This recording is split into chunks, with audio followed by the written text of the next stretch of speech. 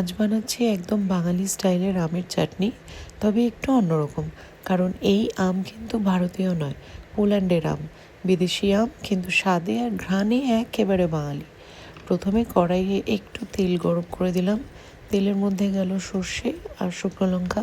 ফোড়নের সেই চেনা গন্ধটা বেরোতেই যোগ করলাম ফ্রোজেন আমের টুকরোগুলো। 2 মিনিট নাড়াচাড়া করার পর দিলাম সামান্য নুন আর হলুদ। এবার খুব কম আঁচে রেখে দিলাম, যাতে আমগুলো ধীরে ধীরে গলে নরম হয়ে যায়।